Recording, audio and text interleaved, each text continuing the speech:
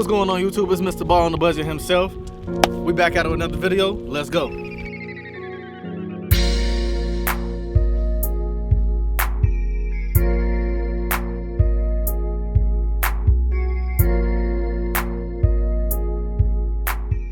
What's going on YouTube? We back out with another video. Today's video, there's a lot going on today. I done been ripping and running to places, spending money. It's crazy. So I got two engine blocks that I'm about to show y'all. I'm gonna flip the camera around. They're both being fully built, fours internals, the whole nine. They're gonna be high horsepower motors. Remember I told y'all I had another motor I was gonna build on the channel and show y'all every step of the way of how I'm building it and how I'm going about building it. And then I'm gonna also tell y'all what I got done to the Chevy from the last video. And just kind of show y'all some of the hiccups I came across, and then tell y'all what today's plan is, and then show y'all. So let me go ahead, flip the camera around, and we're gonna get straight into it, y'all. So hold on. All right, y'all, so what we got here is a 6.2 block, a 6.0 block. This is my block, this is Darius's block. ARP, main studs and bolts, nuts. I bought the main stud kit. I have the rest of the stuff in the box. All right.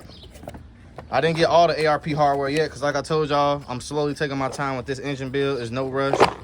So we're taking our time. But for those that don't know, it's a 6.0. It just came from the machine shop. It was stripped down. I plan on painting it and everything, so don't worry. As y'all can see, it's been cleaned up and whatnot. And it's been resurfaced and everything because I plan on putting forged internals in this block. Darius, he planned on doing a combination on his block as well. As y'all can see, he got some ARP stuff as well on that block. So I'm gonna go ahead and take those out. And as y'all can see, I cleaned up the garage a little bit.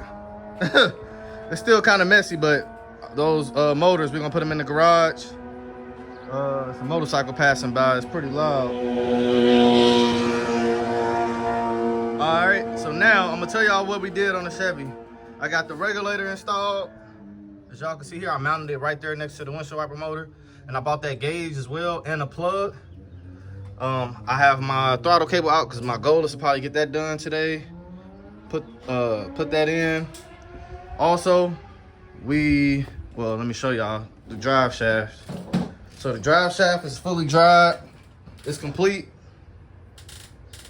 Now, I'm gonna get up underneath the car and show y'all what's going on.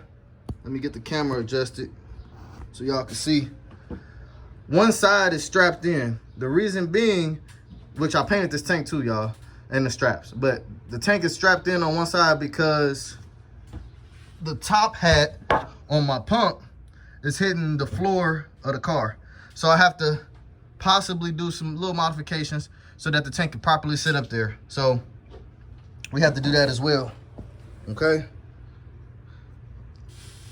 But that's no biggie. Now, good thing is, Levon here helping me. We're about to go ahead. Those asked in the last video why these wires are spliced. Is because I knew I wanted to reconnect everything. So right now, we're taking our factory harness and reconnecting it to the headlight harness that I showed y'all from the last video of the headlight harness being installed. We're about to go ahead and reconnect the ignition wire and everything. So we got all our little tools here. Went to AutoZone, got cleaned up, you know. Bought all the new wiring that we might need. Got our heat shrink, got our soldering gun. So we're gonna be in the lab right now working. And also, for this light harness, I know I told y'all about these T's. This is the T that came in from Amazon. You see how now it covers that section that wasn't visible? So it looks factory. I gotta get some more T's to cover all these other little sections, but they different sizes based on how many wires is in each loom. Okay, what else? I feel like it was something else. I already showed y'all my turbo piping and everything. So tell me what y'all think so far. Like I said, the goal is to, like I said, I'm trying to get the car running, man. So we running. We trying to get it. We were running and going. We've been ripping and running all day. So let me flip the camera around. All right, so that was a quick run through of today's video. But we're not done. that was just a rough summary of what I did in the garage that I didn't get on video as far as the regulator. The fuel lines ran up underneath there. Picking up the engine blocks today. And I'll talk about more on that on a different video. But today's video, we're trying to get this wiring situated. So I'll put y'all back on and show y'all the progress we got so far. Hold on. All right, YouTube, we back. Let me turn down this fan. It's hot out here, y'all. Wait for a second. All right, so the bulkhead, we tapped into the ignition wire, which is this pink wire. This lighter pink, what's this? It's the, damn, hold on, we labeled it just now. This 12 volt ignition. Oh, this the 12 volt ignition. I don't know what that is. And this one we're figuring out right now. But we use butt connector and heat shrink. We got it hooked back up.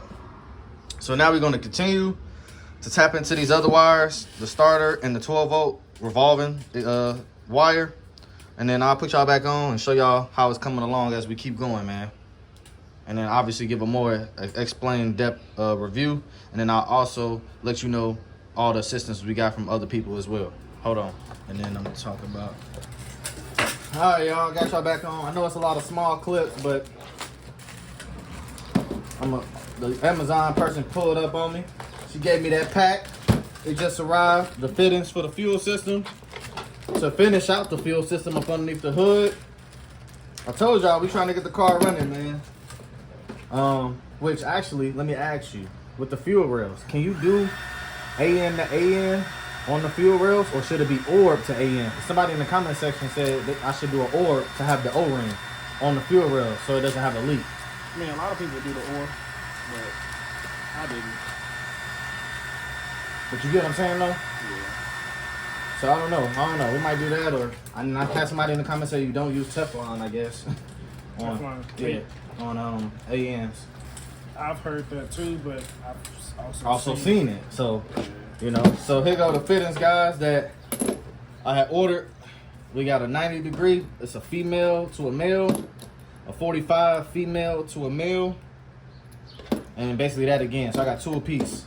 I bought two, even though I think I only needed one apiece, but I went with two just to make sure I have them. So for those that can't see it and don't know, like I said, let me bring it down in the camera for y'all. So I'm gonna go ahead and probably start up underneath the engine with this stuff while he's doing that and try to do two birds with one stone. So let's just get to work. All right, guys, we finished wiring up everything. I'm gonna go ahead and explain what we're doing. Right now, we're just putting electrical tape on all the wiring to keep them together.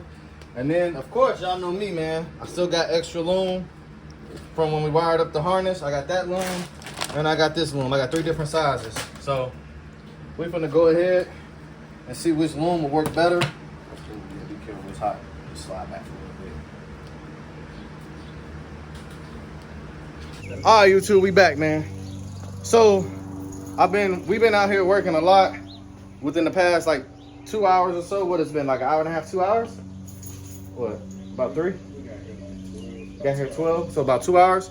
So we've been working, man, and we got a lot done. I'm really happy at how much we got done today. Like, we got a lot done. So I'm gonna flip the camera around, show y'all all the little stuff we got done. There's some little tweaks here and there we gotta do. We're gonna take these engine blocks out his truck. I'm gonna set them up. I gotta really go through the garage and rearrange everything. And then, like I said, I'm just gonna keep y'all up to date with everything that's going on, man. We slowly getting things together because he wants to see the car running. He want to hear it running. He like, man, I want to hear this motherfucker. So he came over to help me out, and we just helping each other with each other's build. So let me flip the camera around real quick, show y'all what we've been doing. Hold on. All right, y'all. There go the bulkhead. We loomed everything up. Y'all already know about the wire harness. Like I told y'all about that T. I got some more of those coming for the rest of the wires. We found the ignition wire, starter wire, and the alternator wire, and we loomed it up. I didn't loom here because you won't see this. This will be inside the car. The loom is what you'll see underneath, inside the engine bay. Okay. Now, it might not seem like I did nothing today, but these fittings came, and I know it has a bend on it, y'all, so relax. I probably am going to move the regulator over about 1/2 inch to take some of the slack out. That's my return. So essentially, I'm pretty much, hold on, This is my feed right here. So it's coming up down here. It's gonna go behind that column shifter. For those that can see that, I don't know if you can see, the lines are right there. So my feed line is here. It's going to the fuel rails, coming over, going up and over, connected to the other fuel rail. And then it's returning out through the back, going to the regulator. I have the regulator capped off so that, because we're not using that. If I was using like dual fuel rails, if I was sending dual feed lines and doing like a returnless system, then I would use that. So I capped this side off because I don't need it. And then that's my return, and then this is my gauge for the fuel. But like I said, I'm gonna move this over 1/2 inch, not too close to this because we still need access to this. But I'm gonna mount this over like 1/2 inch or so to take a little bit of slack off that return, because I mean, can it sit like that? Yeah, but we kind of want it to look a little bit more natural because that 90-degree can turn more this way. So I'm gonna take some of the slack off of that because y'all can see it has like a light bend in it, but it's the return line. So I mean, it's okay. Now we ran that line inside, underneath, along the frame, and I have a lot of line back here. Here go my return and feed line right here. It's a whole lot of line. So now I'm gonna also show y'all, for those that missed it, the starter situation. I'm gonna go to AutoZone.